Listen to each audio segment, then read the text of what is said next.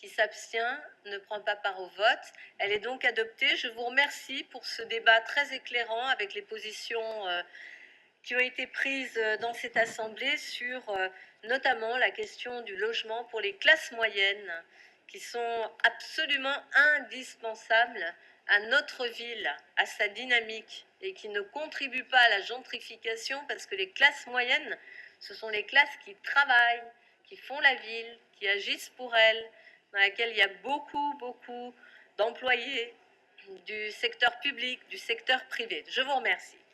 Nous passons maintenant à l'examen de vœux non rattachés. Le vœu numéro 5 relatif à un projet de vente à la découpe boulevard Saint-Jacques et rue Leclerc. Madame Karine Petit, maire du 14e arrondissement, vous avez la parole. Merci Madame la maire. Alors en effet, c'est un vœu qui n'est pas rattaché à une délibération, mais qui se rattache tout de même au débat qui vient de se dérouler. Très rapidement, j'avais souhaité que le Conseil du 14e arrondissement se prononce sur cette vente à la découpe, projet de vente à la découpe que nous avons réussi pour l'instant à freiner, situé au 52 bis boulevard Saint-Jacques dans le 14e arrondissement. Quelques chiffres. Sur 127 logements concernés, 13 locataires qui relèvent de la loi 48.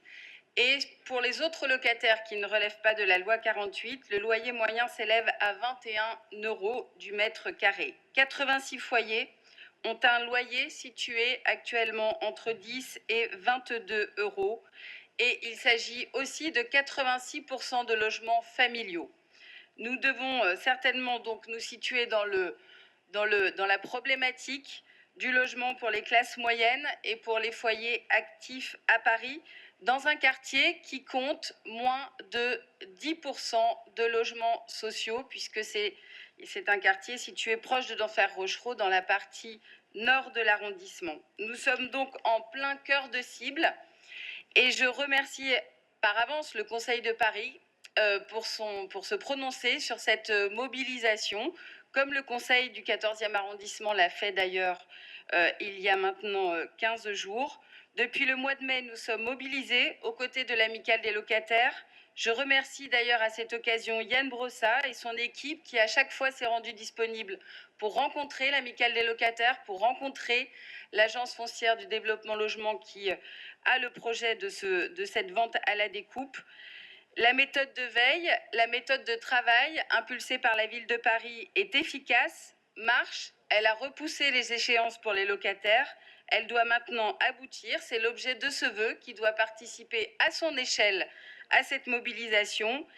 Et cette discussion entre le propriétaire privé et les locataires et la ville est d'ailleurs facilitée par les messages qui ont été clairement énoncés le 23 juin dernier par vous, Madame la maire, et vous, Monsieur le maire, lors de la conférence Priorité Logement. Il s'agit d'apporter une solution durable et pérenne pour un logement familial à Paris. Merci, Madame la maire.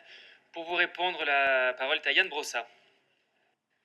Merci, Monsieur le maire, chers collègues, chère Karine Petit. Votre vœu porte effectivement sur le projet de vente à la découpe du 52 bis boulevard Saint-Jacques dans le 14e arrondissement. C'est un sujet sur lequel nous travaillons avec la mairie du 14e depuis maintenant plusieurs mois. Nous avons en effet négocié un moratoire sur les ventes pendant l'été. Ce moratoire a d'ailleurs vocation à continuer tant qu'un accord sur la méthode de commercialisation n'a pas été trouvé.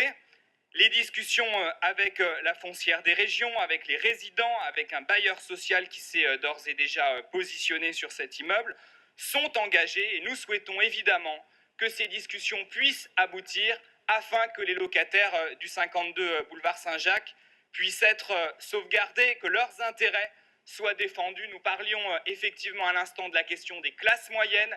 Les classes moyennes sont les premières victimes des ventes à la découpe. Et si l'on veut protéger les classes moyennes, il faut lutter contre les ventes à la découpe. De manière plus générale d'ailleurs, je rappelle que la maire de Paris, lors de la conférence Priorité Logement le 23 juin dernier, a dit très clairement aux acteurs privés qui ont parfois tendance à recourir à des ventes à la découpe que nous souhaitons la fin des ventes à la découpe à Paris. Notre partenariat avec le secteur privé est un partenariat ouvert et exigeant.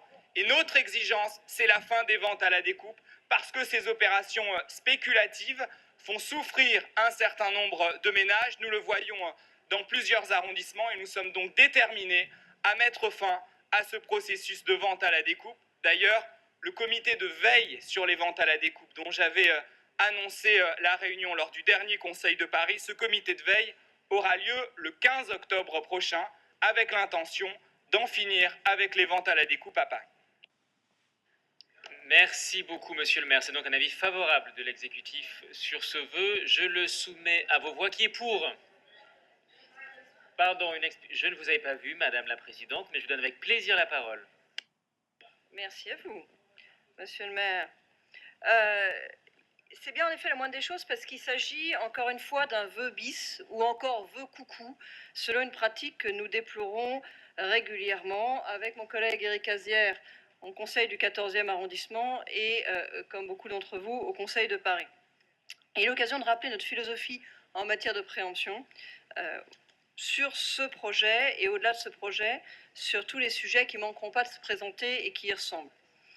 En l'espèce, l'accord collectif qui était passé entre la foncière développement logement et les locataires n'a pas été respecté. Et ça fait longtemps qu'on sait ou qu'on soupçonne qu'il est en passe de ne pas être respecté. C'est un accord qui protégeait les locataires de la vente par lot.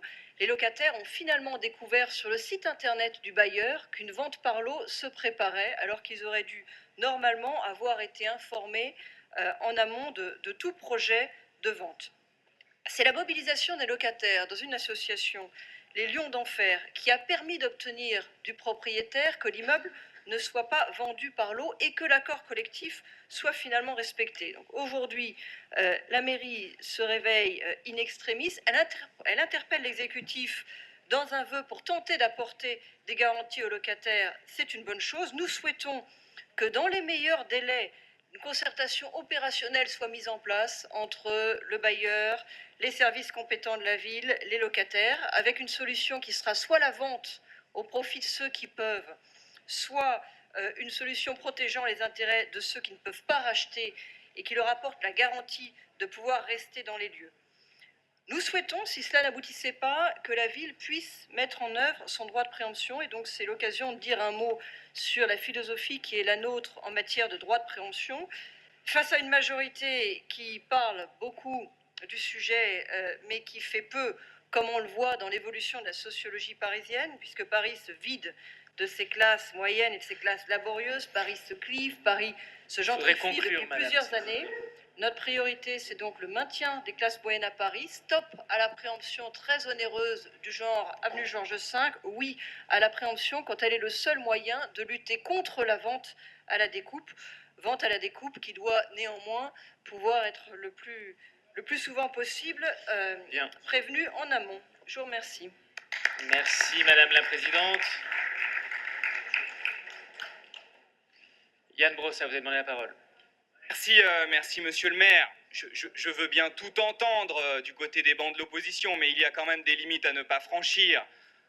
En réalité, ce qui compte, c'est l'intérêt des habitants, et donc tout cela n'a que peu d'importance, mais quand même entendre dire, comme vous l'avez fait, que la ville de Paris, que la mairie d'arrondissement se serait réveillée au dernier moment sur cette question, alors que nous travaillons depuis des mois sur la question du 52 boulevard Saint-Jacques pour éviter que les habitants de cette résidence, qui relèvent des classes moyennes d'ailleurs, soient victimes d'une vente à la découpe. C'est profondément injuste et c'est profondément scandaleux. Mais ce qui compte pour moi, à vrai dire, c'est le jugement que porteront les habitants de cette résidence qui savent à quel point nous sommes mobilisés à leur côté. Quant à votre défense des classes populaires et des classes moyennes, écoutez, là aussi, il y a des limites, notamment quand on voit que depuis le début de ce Conseil de Paris, vous vous êtes par exemple opposé il y a quelques minutes encore à un projet de logements sociaux dans le 17e arrondissement qui demeure un arrondissement déficitaire. Chacun jugera qui défend les classes populaires et les classes moyennes ici.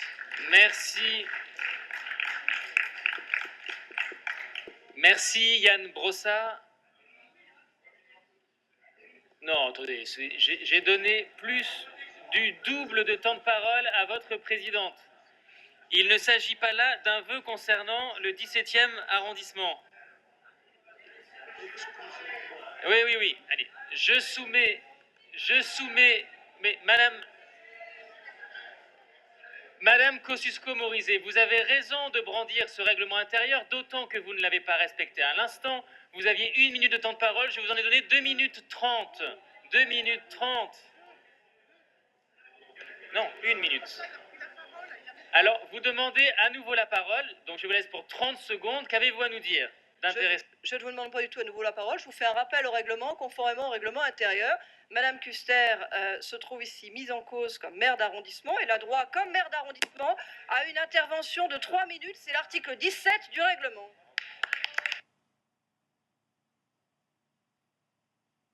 Madame Kuster, je vous écoute. Monsieur Julliard, vous n'étiez peut-être pas là quand j'ai défendu un vœu tout à l'heure. J'ai réexpliqué à Monsieur Brossat les raisons du vœu. Mais Monsieur Brossat, nous n'avons pas voté contre parce que c'était du logement social. Nous avons voté contre par rapport à un patrimoine qui n'était pas conservé. Donc vous verrez, merci Monsieur Brossat de regarder lorsqu'on vote pour, au lieu de nous faire des procès d'intention en permanence. Parfait. Non, mais c'est bon. Merci Madame Kuster, c'est nettement plus clair après votre intervention. Je vous propose cette fois de soumettre à vos voix le vœu numéro 5 avec un avis favorable de l'exécutif. Qui est pour? Qui est contre? Qui s'abstient? Il est adopté à l'unanimité. Je vous en remercie.